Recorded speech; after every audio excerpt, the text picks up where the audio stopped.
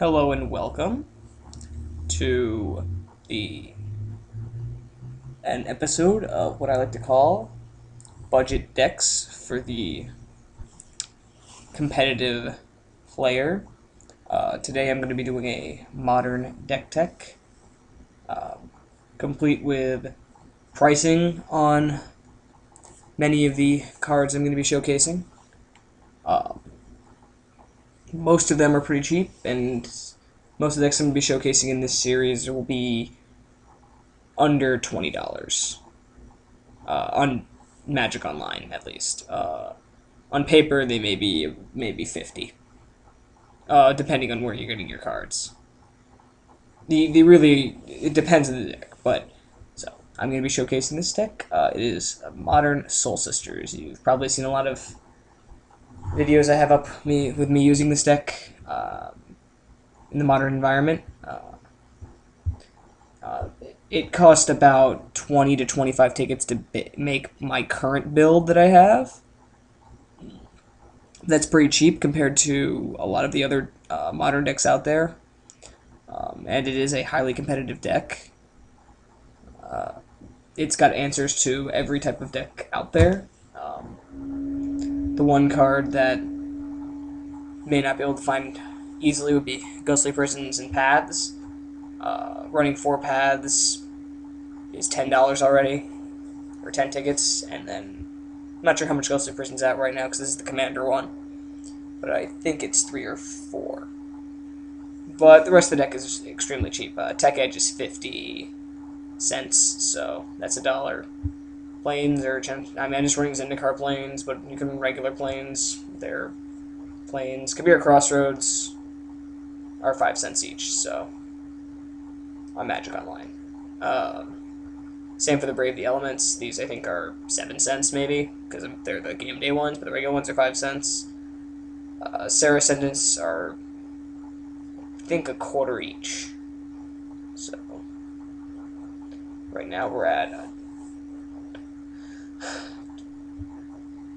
Right now we're under $3. So the actual combo pieces, so the Suture Priests, the Soul Wardens, and the Soul Attendants are all 5 cents each. They're really cheap. And same for the Pride Mates, they're 5 cents. The Journey to Nowheres, I'd recommend running the Zendikar ones because they're cheaper. The Zendikar ones, I believe, are 10. The Commander ones, I think, are 25, maybe. I am running 4 of them. One is on the board. O-Rings, same deal. Get the cheapest ones you can. They're pretty cheap cards, so I wouldn't really worry about the O-Rings, especially considering if you start Magic Online, you get a few of them. Fiend Hunters are 5 cents.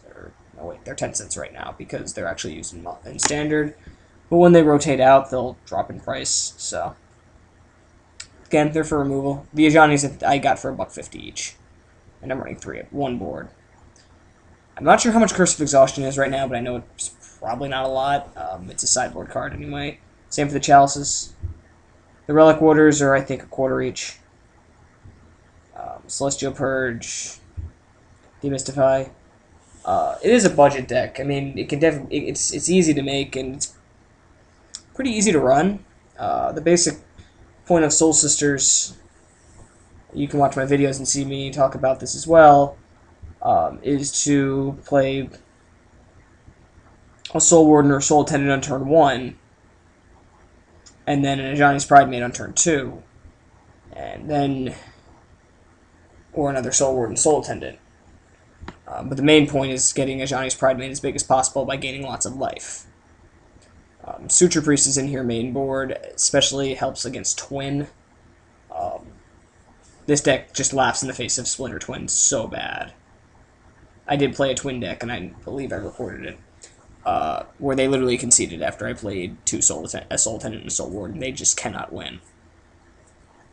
We're gaining infinite life, so obviously their infinite creatures does not help. And with Suture Priest, they could be losing infinite life as well. So they just cannot win. Sarah Ascendant, you're pretty much always. This is to give you more of a late game if they're getting rid of your Pride Mates early. Same for Ajani. Ajani gives this deck a good late game because you can just pump your Soul Wards and Soul Attendants, and then his -6 is pretty deadly if it can actually get unleashed, because he'll have like 50 life. A lot of people run Elspeth. I decided to run Ajani instead. He fits better with the deck, and it's budget. So, Brave the Elements protects the combo. Path is a pretty standard white removal spell. Path, Swords to Plowshares, pretty basic removal there. Again, Fiend Hunters and Oblivion Rings and Journey to Nowheres are also for removal. And then against certain decks, the Fiend Hunters are normally decided out first. For example, against red deck wins, I'd take out the Journeys and put in probably the Path, Ghostly Prison, and a Fiend Hunter. Fiend Hunter's better in that matchup, but an example where it wouldn't be would be Merfolk. I definitely want the Journeys in over the Fiend Hunters because Merfolk does have creature removal. And same for a lot of black decks. I definitely want the enchantments over the Fiend Hunters. Curse of Exhaustion is really good against certain decks, but not good against many of them. It's mainly, it's a one-sided rule of law, but it's about a 50-50 whether or not it's actually going to be usable. That's why it's on the sideboard. Because if you're playing a deck like Tron, they only really want to play one spell anyway, and that's Emrakul. They don't care how they get to it. They're just going to give on your turn. But if you're playing like Affinity,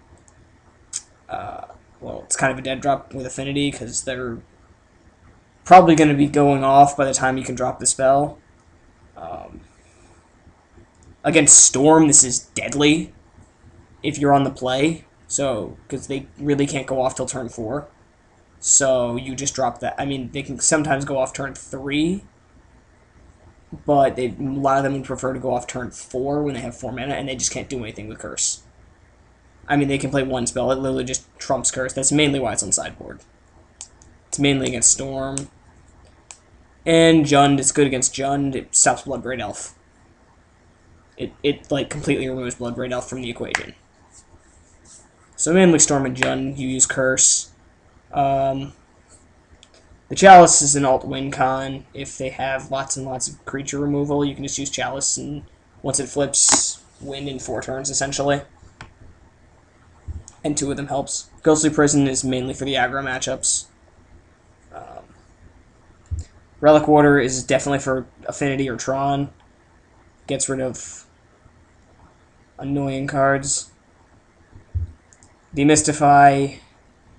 Really, the only deck this is in here for is Enduring Ideal, but I still haven't even played those yet.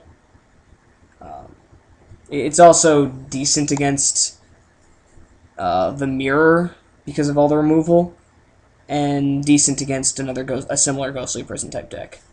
Tech Edge is pretty much your best choice for Tron, or Ghost Quarter. That's the deck. Yep. Join us next time for another budget deck tech. Comment if you'd like me to do any specific type of deck. I mean, I'm basically taking major archetypes from mainly Modern. I'll do Legacy, and I'll do Standard if I like the deck enough, but mainly I'd like doing Modern deck techs, so I can also playtest them, since I play a lot of Modern and I've gotten really used to the meta. But, I mean, I also enjoy Legacy. It's just not really Standard that much, because Standard rotates out too consistently. The meta changes a lot, compared to Modern and Legacy, where the meta dies down. The meta in Standard is just way too inconsistent. But if you have any suggestion of like a deck tech that you'd like me to do for a budget version, please leave a comment and I'll see what I can do.